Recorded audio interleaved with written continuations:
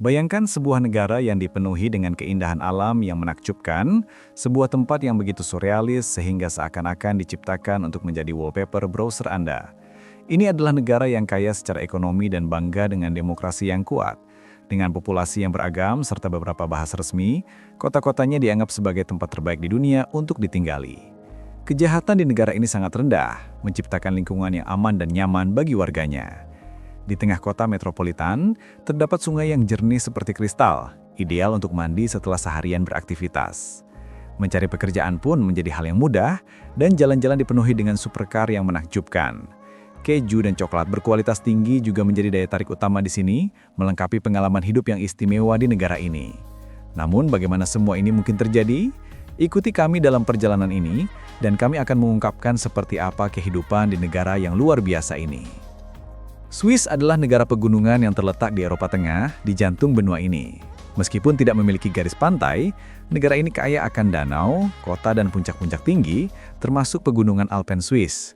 Dengan luas wilayah sekitar 41.290 km persegi, Swiss sekitar 4 kali lebih kecil daripada Uruguay. Negara ini berbatasan dengan Jerman di utara, Austria dan Liechtenstein di timur, Italia di selatan, serta Prancis di barat.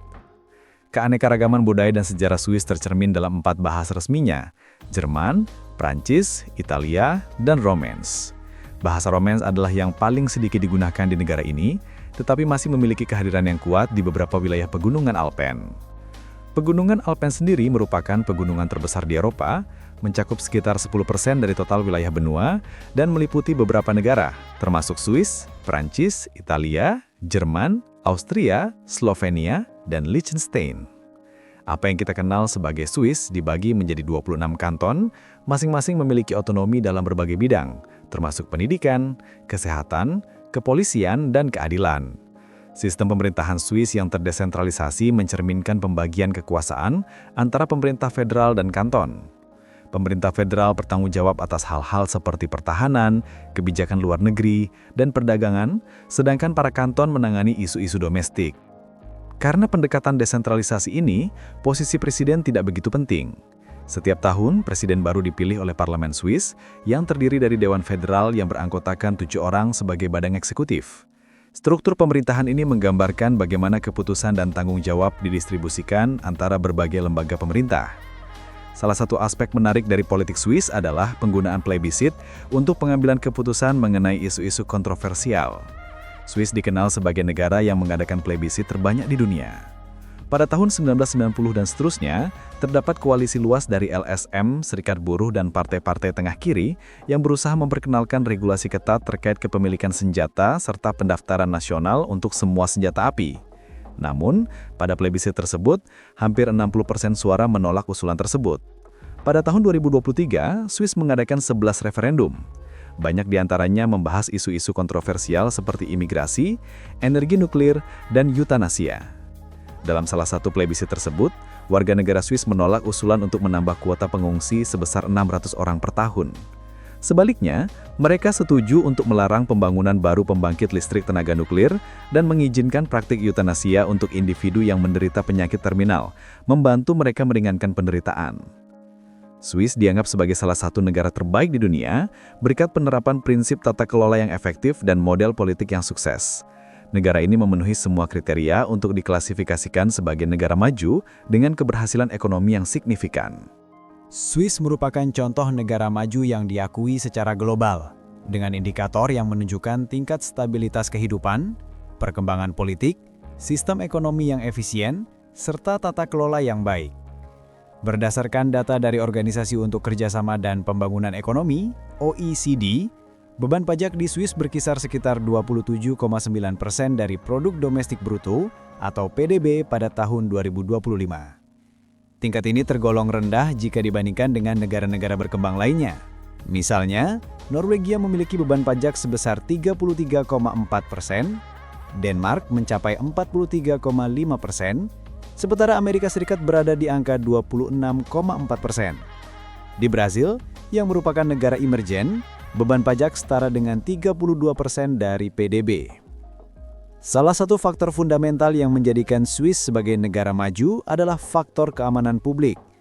Ironisnya, Meskipun Swiss memiliki salah satu tingkat kepemilikan senjata api tertinggi di dunia, dengan 27,5 senjata per 100 penduduk, tingkat kejahatan, khususnya pembunuhan, tetap sangat rendah.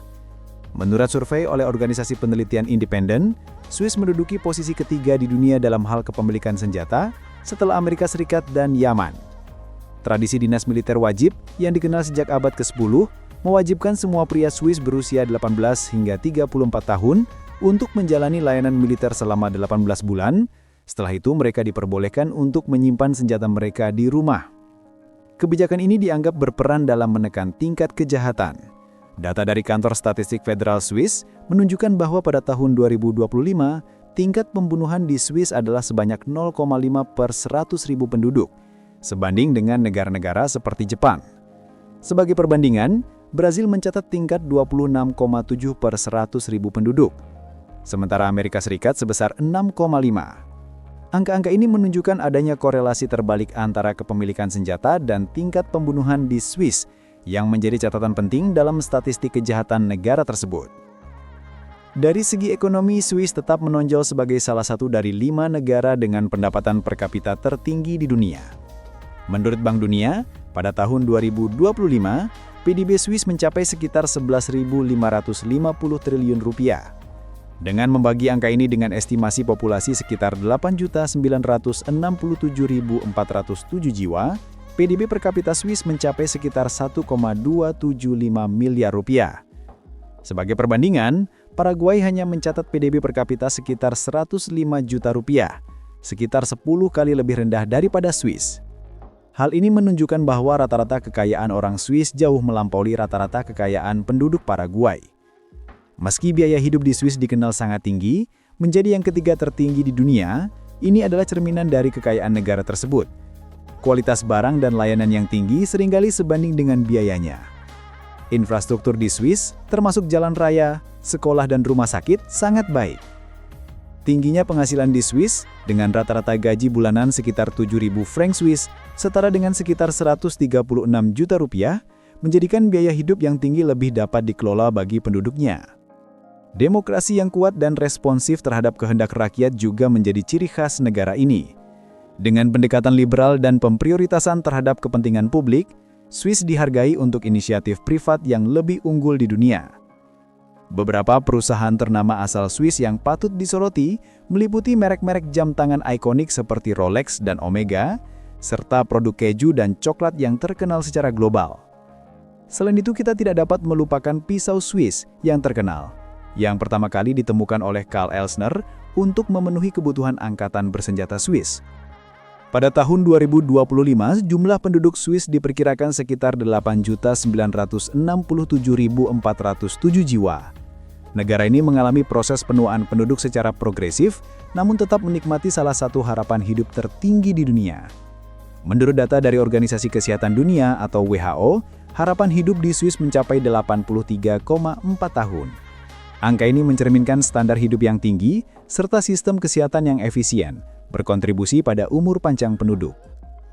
Swiss dikenal karena sikap netral dan damainya dalam menghadapi konflik, tetapi mengejutkan banyak orang bahwa negara ini juga mempertahankan kesiapan untuk situasi perang atau kecelakaan senjata nuklir. Selain persenjataan yang dimiliki warga, setiap penduduk secara hukum diwajibkan memiliki tempat berlindung yang mudah diakses dari tempat tinggal mereka. Menurut survei resmi, terdapat sekitar 300.000 tempat berlindung di rumah, lembaga, dan rumah sakit, ditambah sekitar 5.000 tempat penampungan umum. Jaringan perlindungan nuklir ini mampu menampung hingga 9,3 juta orang, lebih dari 120% populasi penduduk Swiss. Warga yang tinggal dekat pembangkit listrik tenaga nuklir juga diberikan tablet yodium yang harus dikonsumsi jika terjadi kecelakaan nuklir, mencerminkan pendekatan proaktif Swiss dalam menjamin keamanan dan perlindungan penduduk. Bern, ibu kota Swiss sejak tahun 1848, dipilih sebagai pusat pemerintah saat pembentukan Konfederasi Swiss. Sejak saat itu, kota ini memainkan peran penting dalam politik dan administrasi. Bahasa Jerman adalah salah satu bahasa resmi pemerintah yang digunakan di Bern, yang terletak di tepi Sungai Aar. Yang berada di tengah Swiss, melestarikan sejarahnya sejak didirikan pada tahun 1191. Dengan banyak bangunan tua dan arsitektur abad pertengahan yang terawat baik, kota ini diakui sebagai situs warisan dunia UNESCO. Pernah menjadi tempat tinggal Albert Einstein antara tahun 1902 dan 1909, di mana ia mengembangkan teori relativitas yang terkenal, salah satu penemuan paling signifikan oleh tokoh ilmiah abad ke-20. Meskipun Albert Einstein lahir di Jerman, ia menjadi warga negara Swiss setelah dinaturalisasi. Ia mencabut kewarganegaraannya dari Jerman pada tahun 1915. Bern, yang merupakan ibu kota Swiss, adalah kota kecil dengan populasi sekitar 134.000 penduduk. Terletak sedikit di sebelah barat pusat Swiss, hanya 20 km dari pegunungan Alpen. Kota ini terkenal menyimpan simbol lokal, beruang, yang dapat dijumpai di Bärengrab, lubang beruang berukir yang telah menampung beruang sejak abad ke-15. Salah satu ciri khas Bern adalah karnavalnya, Fettberner, yang merupakan salah satu perayaan tradisional terbesar di Swiss. Setiap tahun, selama 4 hari pada akhir Februari atau awal Maret, acara ini menampilkan parade warna-warni dengan topeng dan kostum yang menarik, diiringi oleh musik, tarian, dan keceriaan yang menyemarakan jalan-jalan sempit kota tua. Sekitar 95 km dari Bern, kita menemukan Zurich, kota terpadat di Swiss dengan sekitar 415.000 penduduk, dan jika dihitung dengan wilayah metropolitan, jumlahnya mencapai sekitar 1.800.000, sekitar 20% dari total populasi Swiss. Terletak di utara Danau Zurich dan di tepi Sungai Limmat, kota ini menawarkan pemandangan yang menawan, menggabungkan nuansa masa lalu dengan modernitas. Menurut Indeks Livability Global Scale 2022, Zurich adalah salah satu kota terbaik di dunia untuk tinggal, hanya kalah dari Wina, Austria, dan Copenhagen, Denmark. Bandara Internasional Zurich juga melayani penerbangan dari berbagai negara di seluruh dunia dan hanya berjarak 11 menit dengan kereta api dari pusat kota. Jaringan kereta api Swiss yang efisien dan modern membuat perjalanan ke seluruh negeri menjadi sangat nyaman. Pusat bersejarah Zurich yang dikenal sebagai Altstadt merupakan salah satu yang paling terawat di Eropa. Labirin jalan sempit yang berasal dari zaman pertengahan dipenuhi dengan toko-toko, restoran, kafe, dan tempat wisata. Zurich juga merupakan kota kosmopolitan yang multikultural, tercermin dalam kehidupan malamnya yang dianggap sebagai yang terbaik di Swiss. Kota ini menawarkan beragam pilihan bar, termasuk bar jazz, bar rock, dan bar musik elektronik, sesuai selera pengunjung. Saat kita menjelajah keindahan alam dan arsitektur Swiss, negara ini memang menawarkan pemandangan yang spektakuler. Di antara keajaiban tersebut, salah satu yang menonjol adalah Pass Gotthard, terletak di ketinggian 2.440 meter di pegunungan Alpen. Rute ini menghubungkan wilayah Uri dan Graubünden, menarik pengunjung dengan panorama menakjubkan dan sensasi berada di puncak dunia. Pemandangan pegunungan Alpen yang indah, lengkap dengan hamparan hijau dan puncak yang tertutup salju, menjadikan perjalanan melalui pegunungan Alpen sebuah pengalaman tak melupakan bagi para pecinta alam. Di sisi lain, jalan menuju Furka-Pass adalah jalan yang menghubungkan lembah Goms di Swiss dengan lembah Valtellino di Italia. Dibangun pada tahun 1867, rute ini dikenal sebagai salah satu jalan berliku yang paling menantang di Swiss, di mana pendakian menjadi agak curam, namun menawarkan keindahan alam yang sangat memikat. Jalan menuju Furka-Pass dipenuhi dengan kurva-kurva yang menantang, tetapi pemandangan dari puncaknya sangat memukau. Tempat ini terkenal dan telah menjadi latar belakang untuk beberapa film, termasuk film legendaris James Bond, Goldfinger, 1965. Di sini juga terdapat Hotel Belvedere yang bersejarah, yang dibangun oleh Joseph Stieler, seorang pengusaha muda dari daerah tersebut. Hotel Belvedere dengan cepat menjadi salah satu akomodasi paling populer di sepanjang jalur Furka, sering dikunjungi oleh wisatawan yang beragam, termasuk anggota keluarga kerajaan seperti Ratu Victoria. Namun kesuksesan hotel itu mulai menurun pada dekade 1970-an, ketika pembangunan jalan baru melalui celah Furka mengalihkan lalu lintas dari daerah tersebut. Akibatnya, jumlah pengunjung menurun drastis dan hotel tersebut akhirnya ditutup pada tahun 1982, mengakibatkan bangunan bersejarah itu dibiarkan kosong, kini hanya berfungsi sebagai tempat pemberhentian untuk para pengunjung yang mencari layanan makanan. Di pegunungan Alpen, kita juga menemukan terowongan dasar Gotthard, jalur kereta api terpanjang di dunia, dengan panjang mengesankan 57,1 km. Terowongan ini menghubungkan Erzfeld di Kanton Uri dengan Bodio di Kanton Ticino, melintasi pegunungan Alpen Swiss dengan kecepatan mencapai 250 km per jam. Pencapaian teknik ini, yang diresmikan pada tahun 2016, telah mendefinisikan ulang standar transportasi bawah tanah dan menawarkan rute kereta api yang efisien melalui pegunungan. Lembah-lembah hijau Swiss menyuguhkan keindahan alam yang menakjubkan, dengan bukit-bukit ditutupi padang rumput subur dan hutan yang masih asli, dikelilingi oleh pegunungan Alpen yang megah. Sungai-sungai jernih mengalir melintasi ladang hijau, menciptakan harmoni antara alam yang tak tersentuh dan arsitektur tradisional Swiss, menjadikan wilayah ini surga bagi para pencinta kedamaian dan ketenangan. Meskipun Swiss tidak memiliki pantai, danau dan sungainya menawarkan undangan tak tertahankan untuk berenang. Di Bern, ibu kota yang terletak di sepanjang sungai, sumber daya alam ini dieksploitasi dengan beragam cara selama musim panas. Suhu air sungai dapat mencapai 20 derajat Celcius, menjadikannya tempat yang ideal untuk kegiatan seperti berenang, menyelam, berjemur, dan olahraga air. Sangat umum melihat orang-orang yang menggunakan sungai untuk menyegarkan diri setelah seharian bekerja, membawa barang-barang mereka dalam tas tahan air dan masuk ke dalam air, baik untuk berenang maupun sekadar bersantai. Praktik ini menjadi cara yang menyenangkan dan santai untuk mengakhiri hari. Sungai-sungai ini juga dimanfaatkan untuk tujuan rekreasi, seperti perjalanan perahu, memancing, dan arung jeram, menjadikannya objek wisata yang populer bagi wisatawan dan penduduk setempat. Bisnis lokal berperan sebagai salah satu daya tarik utama di Bern, mengundang banyak orang untuk menikmati keindahan alam sekitar. Perhentian berikutnya adalah Resort Ski Verbier, yang terletak di kota Verbier di Kanton Valais, sekitar 140 km dari Jenewa, kota penting lainnya di Swiss. Verbier adalah area ski terbesar dan terhubung di negara ini, memiliki sekitar 410 km lereng. Stasiun ski ini merupakan salah satu yang terbesar di Eropa, menawarkan pengalaman luar biasa bagi para penggemar olahraga salju. Resort Ski Verbier terletak di 4 lembah, Verbier, Nendas, Les Colons, dan Val de Bagnes, merupakan salah satu tujuan ski paling terkenal di dunia. Resort ini menawarkan variasi trek yang sesuai untuk semua tingkat kemampuan, mulai dari pemula hingga ahli, dengan berbagai jalur yang bervariasi dari yang mudah hingga yang menantang dan curam. Verbier menarik pemain ski dari seluruh dunia dan dapat diakses melalui pesawat, kereta api, dan mobil.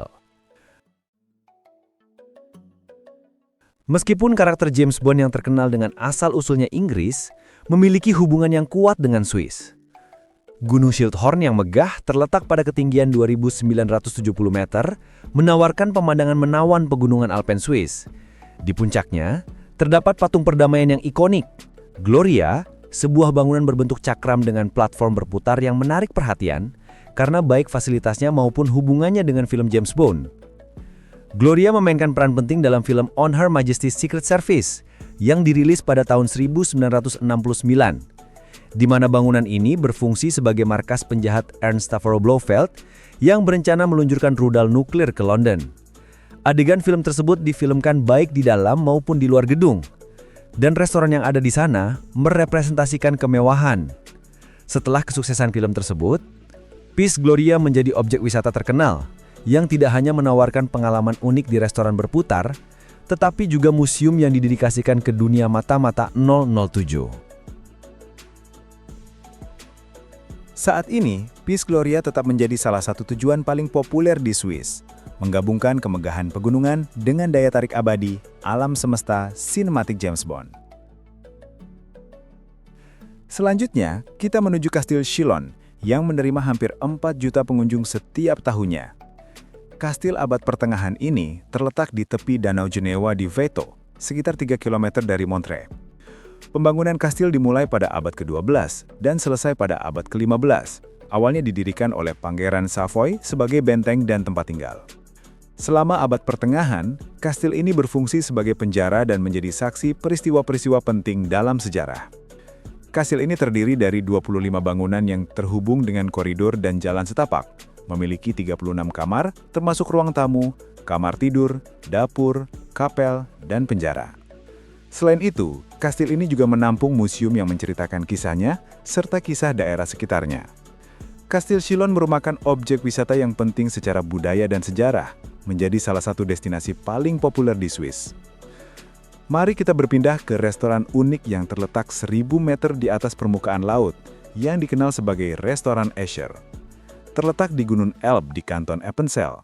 Restoran ini dibangun pada tahun 1884 sebagai wisma tamu dan diubah menjadi restoran pada tahun 1903. Escher segera menjadi tujuan populer di kalangan wisatawan. Pengunjung dapat mengaksesnya dengan kereta gantung atau jalur setapak dari Wasserowen yang memakan waktu sekitar 3 jam. Restoran ini mendapatkan ketenaran internasional pada tahun 2015 ketika ditampilkan di sampul majalah National Geographic. Dan sejak saat itu, menjadi salah satu restoran yang paling banyak dikunjungi di Swiss. Lembah Verzatska di kanton Ticino adalah wilayah yang menakjubkan, dikelilingi oleh pegunungan megah yang beberapa di antaranya mencapai ketinggian 2000 meter. Sungai Verzatska, yang memberi nama lembah ini, terkenal dengan airnya yang jernih berwarna zamrud, serta air terjunnya yang menawan. Naturalistik pohon pinus yang ada juga menarik wisatawan dari seluruh dunia. Arsitektur lokal memperkaya lanskap budaya dengan penggunaan batu dan fasad khas berwarna putih yang dilengkapi dengan detail berwarna-warni. Salah satu fitur paling mencolok di lembah ini adalah Jembatan Solti, jembatan abad pertengahan yang megah di atas Sungai Verzatska. Lembah ini juga merupakan tempat perlindungan yang damai bagi mereka yang mencari relaksasi dan ingin menikmati keindahan alam. Di sekitar air terjun Gisbach, salah satu objek wisata paling populer di Swiss, terletak di sisi selatan Danau Brienz dalam wilayah Interlaken, Kanton Bern. Air terjun ini memiliki tinggi total 417 meter, dibagi menjadi 14 air terjun, dan dianggap sebagai salah satu yang terindah di Eropa. Hotel Gisbach, yang dibuka sejak 1859, merupakan salah satu hotel termewah di Swiss, menawarkan pemandangan spektakuler. Pengunjung dapat mencapai air terjun Gisbach dengan berjalan kaki atau menggunakan kereta gantung yang diresmikan pada tahun 1879 dan masih beroperasi hingga kini. Selain itu, ada juga kapal yang berlayar di Danau Brienz, menawarkan cara yang santai untuk mengagumi keindahan air terjun. Perhentian kita selanjutnya adalah Danau Oschinen, sebuah danau pegunungan yang terletak di kota Kandersteg, Kanton Bern. Danau ini berada pada ketinggian 1578 meter di atas permukaan laut dan memiliki luas permukaan 1,1 km persegi. Dikelilingi oleh 3 gunung yang menjulang tinggi, termasuk Tanduk Oschinen, Tanduk Frenden, dan Dolden Tanduk, pemandangan refleksi gunung di permukaan danau yang jernih menciptakan panorama yang menakjubkan. Danau Oschinen dapat diakses dengan kereta gantung atau jalur setapak dari Kandersteg dan hanya membutuhkan waktu sekitar 10 menit berjalan kaki untuk mencapainya. Perjalanan ke Danau Oschinen memakan waktu sekitar 45 menit, menjadikannya cara yang sangat baik untuk menikmati pemandangan yang menakjubkan sepanjang jalan. Saat membuat video ini, saya menemukan pertanyaan menarik. Apakah ada sungai atau danau yang tercemar di Swiss? Jawabannya pada dasarnya adalah tidak, meskipun situasinya tidak selalu demikian. Pada tahun 1960, hanya 15% populasi Swiss yang terhubung ke jaringan pengolahan air. Namun setelah persetujuan plebisit pada tahun 1967 mengenai perlindungan polusi air, terjadi perubahan signifikan. Pengolahan air limbah menjadi persyaratan hukum pada tahun 1971 dan pada tahun 2005, sekitar 97% limbah dari penduduk Swiss telah terhubung ke stasiun pengolahan pusat. Sektor pengolahan air di Swiss kini menjadi contoh global dalam hal pengolahan air dan sanitasi. Saat ini penduduk memiliki hak istimewa untuk menikmati mandi di sungai-sungai yang bersih di pusat kota, menunjukkan bagaimana kita dapat hidup berdampingan dengan alam sekaligus melestarikannya. Dengan berbicara tentang keindahan alam, mari kita selami kuliner Swiss. Negara ini terkenal di dunia karena produksi keju yang unggul, dan salah satu hidangan khas pertama yang kami sajikan adalah fondue. Fondue keju Swiss adalah hidangan ikonik dari pegunungan Alpen, dibuat dengan campuran keju seperti Gruyère dan Emmental yang meleleh perlahan dan disajikan dalam kakelon pot keramik tradisional. Hidangan ini biasanya disertai dengan potongan roti segar dan kentang, menciptakan pengalaman gastronomi yang nyaman dan sosial. Selanjutnya kita mengenal raclette, sebuah hidangan khas yang berasal dari Kanton Valais.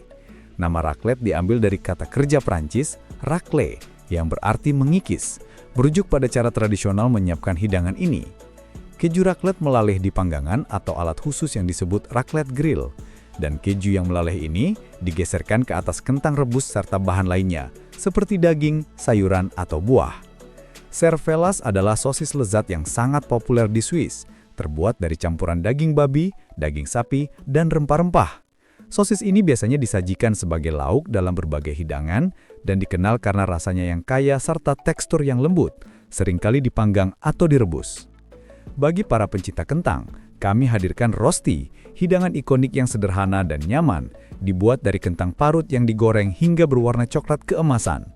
Hidangan ini berasal dari wilayah Bern dan dihargai karena kerenyahannya di luar dan kelembutannya di dalam.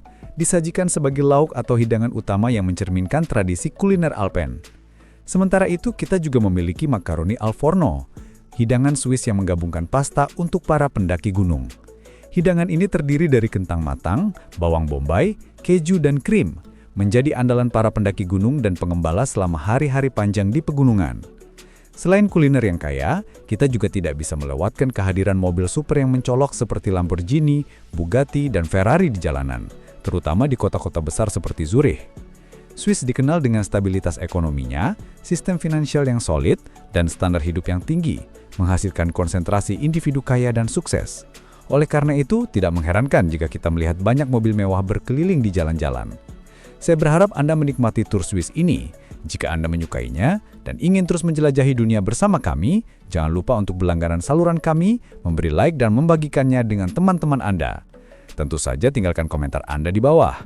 Di saluran kami membaca semuanya, mengomentari dan menyukainya bersama-sama. Mari terus temukan harta karun planet kita.